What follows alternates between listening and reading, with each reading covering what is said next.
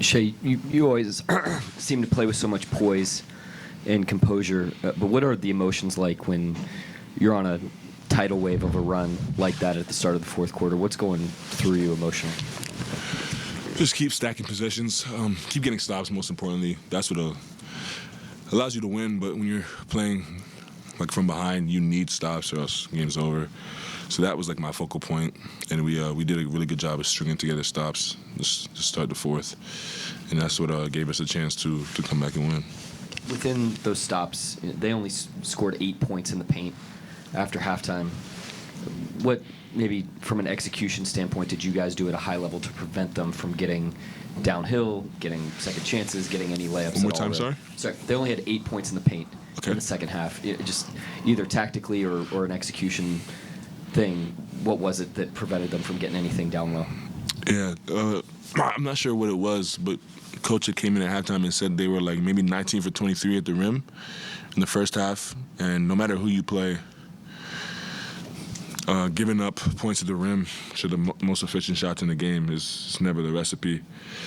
We know that, and we wanted to change that in the second half and just control the things that we can control, and we did enough of it to get a W. Shai, obviously, Mark never starts with you in the fourth. I guess when he tells you going into the quarter that you're going to start with that lineup in the fourth, what are you thinking?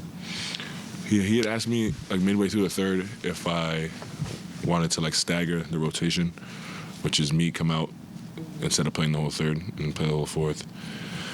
The way the game was going, the way Dub was playing, I figured it'd be a good opportunity to try, and he pulled the trigger, and it worked. Dub had it going, carried the load, and then I was fresh and good enough to play the whole fourth. And I can imagine you felt the disparity between what the first quarter felt like and what the fourth quarter felt like.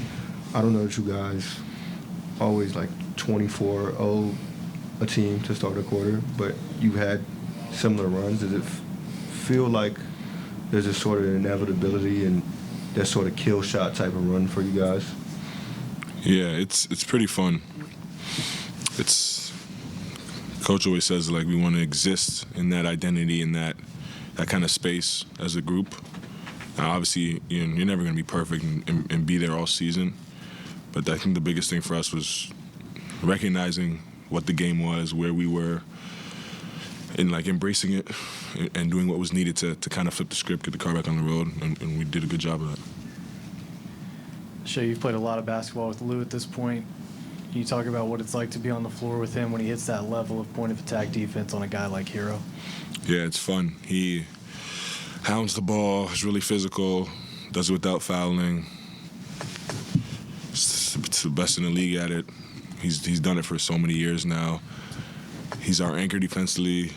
Has his imprints all over this group, all over this rebuild, all over our success, and he's a big part of what we're doing here for sure. Shai, it's the middle of a long season, All-Star break coming up. There's some games where you watch teams and it's just not their night and they might pack it in a bit. Like, what sort of will does it take to lock in like you guys did defensively to win a game like this? Just we wanted the game. Go to the halftime. They had wanted it more than we did in the first half. We all felt that and knew that. And it'd be a waste of time, waste of opportunity to come out here and not give it our all. Waste everybody in the stands time, waste all the fans' time, referees, everybody that came tonight to watch a basketball game if we didn't give it our all. And that's all we wanted to do and control in the second half. And we did so. Shai, your reputation is one of the best finishers in the league, but most of that's sort of like under the rim. I just wanted to ask you, because in the last 6 games you've had 9 dunks. Is there anything specifically you're seeing, or you feeling extra bouncy? What's sort of going on? I don't know. I didn't know that. No, nothing at all. Guess I just had a little bit more opportunity. Nothing at all, though. Anybody else? Joel, you can have the last one. Shai, you had 14 in the fourth, and that step back 3 you hit gave you guys the first lead of the game. But out of all the celebrations, I mean, you do the follow through when you hit that 3, but it felt like your most animated celebration was when the Joe hit that 3 off your pass. Why is that?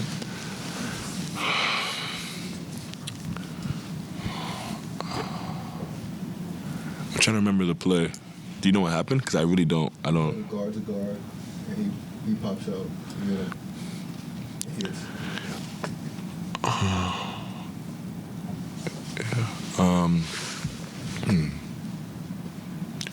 I think it was because, like, my shot gave the lead, and when I shoot, I expect the ball to go in. So, like, I'm thinking it's going in. So when it goes in, I'm not like surprised or hyper or excited. But also, so we had taken the lead, and then they had called a timeout. And usually, like, the team that calls a timeout makes their run. And I think we came down, scored, and then Isaiah had hit a shot.